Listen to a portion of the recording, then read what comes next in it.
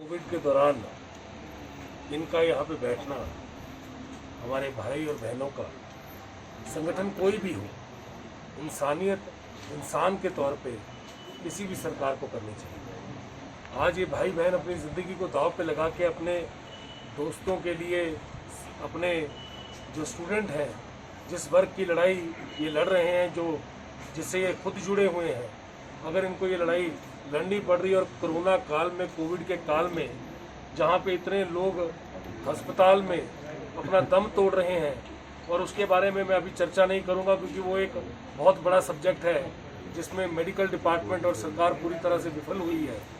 जिस तरह से अपनी जान खो रहे हैं, उसके बावजूद अपनी जान की परवाह नहीं करके ये जो बच्चे हैं यहाँ बैठते हैं, और सरकार इस तरह से, जो सरकार का रवैया है, ये जनरल डायर का भी नहीं रहा है।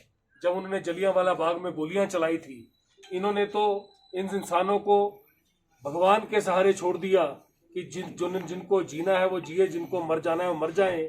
ऐसी एडमिनिस्ट्रेशन, ऐसी सरकार कभी इतिहास में नहीं आई, जहां पे फूल जैसे छोटे बच्चे जो अपना जीवन अभी जीना शुरू कर रहे हैं, जिन्होंने अपनी जिंदगी की पहली सीढ़ी अभी चढ़ी है और आगे बहुत सारी सीढ़ियां चढ़नी हैं, उस जिंदगी की सीढ़ी चढ़ते हुए आप उनको क्या अनुभव करा रहे हैं? एक ऐसी भावना उनके अंदर पैदा कर रहे हैं कि कहीं पे भी सरकार आप लोगों के जीवन की हितैषी भी नहीं है, सरकार आपकी जिंदगी को कुछ नहीं मानती, आपको यहाँ बात करने नहीं आती। ये बहुत ही बड़ा दुखद एक एपिसोड है।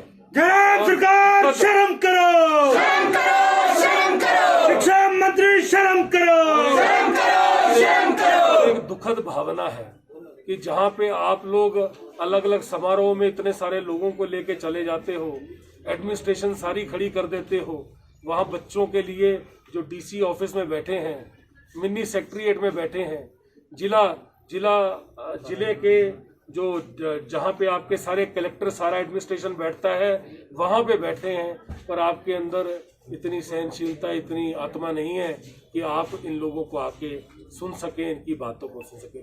करना ना करना बात की बात है, सुनना आपका दायित्व है, सुनना आपकी रिस्पॉन्सिबिलिटी है, सुनना आपकी जिम्मेवारी है, पर आप अपनी जिम्मेवारी को किस तरह से निभा रहे हैं ये लोग देख रहे हैं।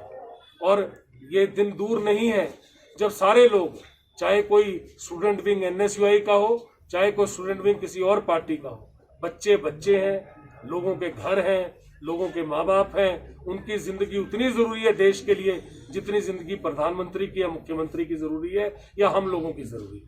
तो हम लोगों को इसके बारे में सोचना चाहिए। सर, क्या मानते हैं, अगर आंदोलन जो है छात्र अभी कर रहे हैं, अगर सरकार इनकी बात नहीं सुनती कि तो पार्टी भी इस आंदोलन में कूदेगी?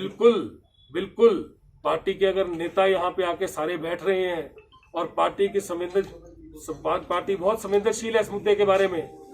लोगों की, बच्चों की पढ़ाई नहीं हुई, उनका सिलेबस कंप्लीट नहीं हुआ, आप लोगों ने जूम के ऊपर क्लासें दी, आपने ID कोड भेजा, एक घर के अंदर एक स्मार्टफोन था, या तो आप घर के अंदर 4 लोग पढ़ रहे तो 4 स्मार्टफोन भेजते। उस एक स्मार्टफोन से 4 लोग अपनी पढ़ाई कैसे करेंगे? उस एक स्मार्टफोन से किस तरह से वो पहले तो उनको सक्षम कराते कि जूम को खोलते कैसे हैं। कई बार वो ID नहीं खुलता, अगर वो ID नहीं खुलता तो वो लेक्चर नहीं पूरा होता। कोई बच्चा ID नहीं खोल पाया, आपको कैसे पता है कि बच्चों ने अपना सिलेबस पूरा किया? आपका कोई मापदंड था?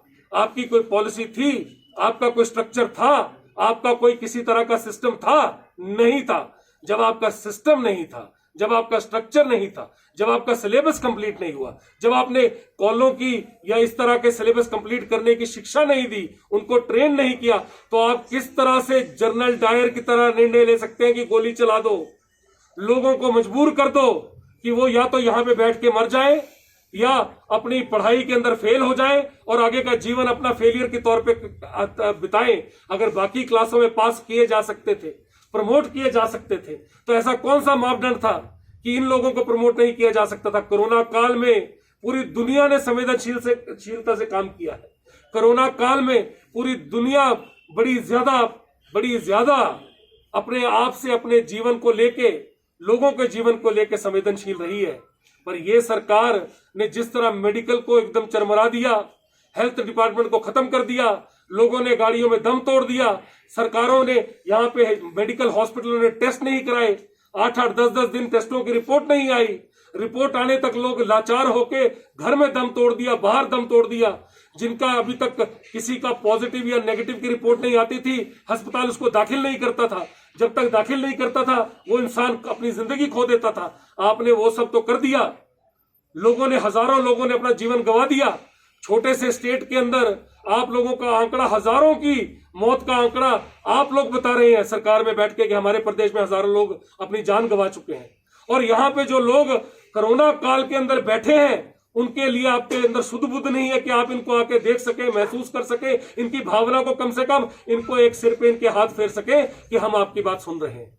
करना ना करना बात की बात है। हमें पता है कि आप गूंगे भी हैं और आप बहरे भी हैं। हमें पता है कि सरकार के पास चेहरा जो है वो काला हो चुका है। वो किसी भी तरह से, इनको पता नहीं है, ना इनके पास विजन है, ना इनके पास इंप्लीमेंट करने की शक्ति है। इनको कुछ नहीं पता। जो दिल्ली से फरमान आता है कि आप इस तरह से कर लीजिए, उसको आधा पाधा कर देते हैं। वो भी नहीं पता कि हमको पूरी तरह से कैसे करना है। जब इनको मेडिकल बेड बढ़ाने थे, जब इनको ऑक्सीजन की कैपेसिटी बढ़ानी थी, जब इनको वेंटिलेटर खरीदने थे, जब इनको मेडिकल की दवाइयां खरीदनी थी, रेमडेसिविर खरीदनी थी, जब इनको टीकाकरण के लिए टीके लाने थे, प्राइवेट अस्पतालों के अंदर टीके लगने शुरू हो गए।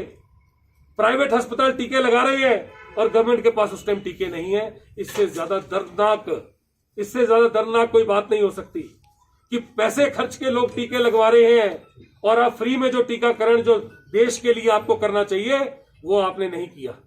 ये सरकार पूरी तरह से विफल हुई और आज एक ऐसी स्थिति में पहुंचा दिया लोगों को कि लोग आज अपनी जिंदगी को छोड़ के यहां बैठे। बहुत बहुत धन्यवाद सर आपका। तो